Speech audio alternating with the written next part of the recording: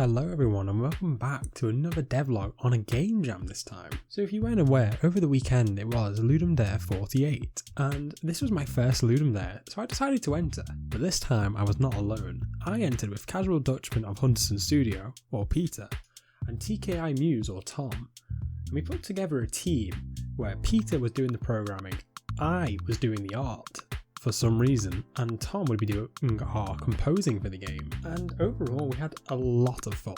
It was a really good jam experience and I've never done one in a team before like this. Pieter basically streamed every single day of the jam and recorded videos for what we did each day, so please check his videos out. I'll leave a link down below so you can see what we did each day. I'm going to just talk about our thought processes of the jam and the planning behind it. So with that, let's get into the video and talk about Mine to the Beat, our rhythm based mining game.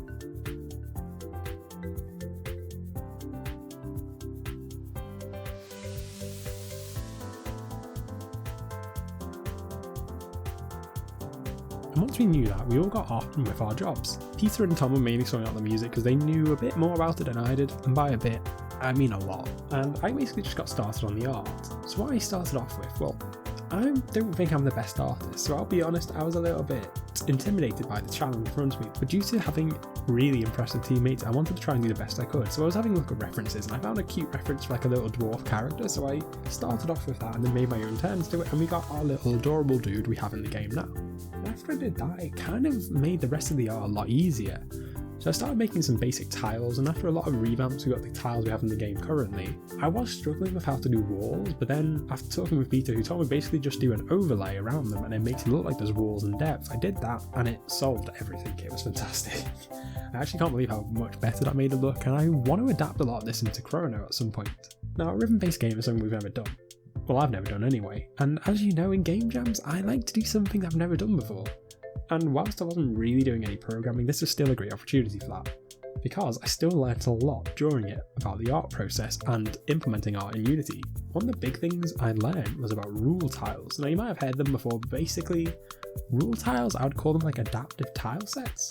So as long as you set up the rule tiles right, and trust me that takes a long time and it's such a pain to do, the tiles will automatically place the right one. So if you do a corner, they'll place the corner piece for you, which is really lovely, and it makes building worlds in 2D just so much quicker and nicer. And after we had that, we realised there was a lot of opportunities for customization with the dwarf. So Pieter and I were talking about it, and I was going to do the same shader I set up for Chrono, but for some reason it just would not work. I couldn't get the colour swapping to work, and I don't know why. Possibly a Unity 2020 thing, who knows. And then Pete's talking about RGB texture swapping, which is a cool thing where basically you can assign colours to an RGB version of the sprite, and then using some fancy shader graph, you can use that to swap the colours around. So we implemented that, which means we could have customization in the game. So the main mechanics for the game was obviously the rhythm based, where you can only move on the beat and you can only perform actions on the beat. Initially we had it so rocks would get mined straight away. However, we changed it to when you get to a rock, you first mine it and then you jump onto it to collect the ore, because you have to mine rocks and collect ores. That's basically the main idea for the game. And the loop consists of basically mining rocks, collecting ores and selling those ores for money. We added a shop. We did have more plans for it, such as like better pickaxes or power-ups, but we knew we wouldn't have time, so we decided to avoid that. We did, however, add some enemies into the game, and I thought the best way to do enemies is to do some cute little slimes. People found it quite cute and they didn't actually want to attack the slimes, but boy did those slimes want to attack you. The other main mechanic we added, which we were all really happy with and a load of people seem to love, is the customization. We basically added a whole customization menu for the dwarf because we realised how many opportunities there were. So I drew quite a few different beards, different helmets, different hairstyles, and we basically just let you pick your dwarf to be however you want. You can change the skin colour, the headphones colour, because obviously you're wearing headphones, it's a rhythm based game, the helmet colour, the hair colour, the beard colour, the bracelet colour because your dwarf's wearing bracelets, the shirt colour, the pants colour as well, and the eye colour actually, I forgot about that one. You can change a lot basically, and I think it really helped make the game feel polished, because one thing we were talking about is we want the game to feel as polished as possible, because I think that makes game jam games stand out just a little bit more. When you play it you go, yeah, this looks like it could be a real game, like a fully released game. And that was basically on the second day, and the jam ended about 2 AM on Tuesday I believe. So we had all of Monday to work on it, and let's just say we got a lot of stuff done. So on the final day, most of the game for the art was in there. We had decorations, rocks, different types of rocks, ores, different types of ores, loads of customization options, decorations, a lot. I decided to work on the itch art. This is something I don't really have time to do usually, but obviously because we're working in a team and I don't have to worry about programming, I thought, yeah, let's do it.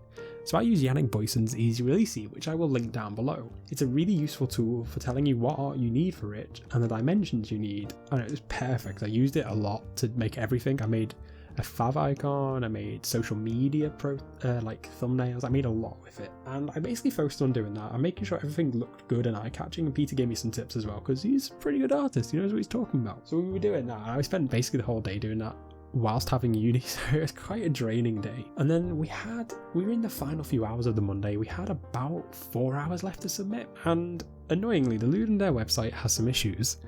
And at one point it said I had 3 hours left to submit, and I was like, that's a bit weird, I'm sure this jam ends in an hour. I refreshed the page and that jumped back down to about 45 minutes. So it wasn't great. We submitted with half an hour to go because there were some last minute bugs we wanted to get rid of. So we submitted with half an hour to go, and let's just say it was a stressful last half an hour, but it was good. I was very glad that we got it submitted then. I wasn't worried we weren't going to be able to, but when we got to that last 30 minutes, I was like, are we actually going to be able to submit this? But yes we were. So it's been a few days since the jam ended, and we don't find out the results for like another 15, I think, which is kind of annoying because I want to know how we're doing. But honestly, like, the feedback we've been getting to the game has actually blown me away. I've never seen feedback like this to a game I've been a part of or even made before, so it's really made me quite emotional. Some of the comments we've had have been like, nearly made me cry. I mean, it's beautiful. People really seem to love it, and obviously with doing art, I'm not the most confident in the world, and hearing people that they like the graphics really means a lot to me. Everyone's loving the customization. There are some issues obviously, but it is a game jam. But yeah, everyone loves the customization, they all love the music, and why wouldn't they? And honestly, it really meant a lot to see all the comments. We do have plans to upgrade it a bit in the future, like a better meaning for the shop, more customization, fixing some bugs. Tom is releasing an album of the in-game music because a lot of people said they just like to walk around and listen to the music, which I agree, it's really enjoyable. And yeah, it's just made me feel very proud to have a game I feel so proud of, I suppose. Like, this is a game which I can proudly say, yes, I was part of this, and it's really nice to feel like that. So I'll be honest with you all, the one of the reasons I entered Ludum Dare was because I've been feeling very burnt out recently, and I thought doing a game jam would help with that, because obviously it's just a short thing, you get to work on something fun, but it really hasn't. I talk about adding new things to the game, but to mind to beat the jam game, but I really just don't have the motivation to do so, and I'm not sure when that motivation will come back, which is why I put Corona on a little break for a bit longer. I'm working on some tutorials on Udemy at the moment, and I'm having actually some fun doing that, so I'm going to focus on that, and I'll probably do some videos on them in the future. Let me know if you like that, please leave a comment down below. But yeah, it's quite annoying to be in this state, I don't know what's causing it. I feel like I need a break from game dev, and I think I will have one soon, perhaps after I finish university for the year, which is in a few weeks' time. I'll probably sit back and try not to do as much dev and maybe focus on playing games and just doing stuff I've been wanting to do for a while. But there'll be a channel update coming soon explaining this all in a bit more detail. Thank you everyone for joining me, I hope you're all staying safe and doing well. If you haven't already, make sure you like and subscribe. We're getting surprisingly really close to 500 and a lot quicker than I thought we were, so maybe we can hit that soon. That would really be quite special, and maybe there'll be a special for it, who knows. And with that, I think I'm going to end the video just playing the game for a bit so you can listen to the music and just enjoy it. So with that, thank you everyone again, and if you haven't played the game already, please do, there'll be some links down below, and if you have played the game and you left feedback, thank you so much. Honestly, you don't know how much it meant to me. So yeah, thanks everyone, and I'll see you in the next video. Goodbye.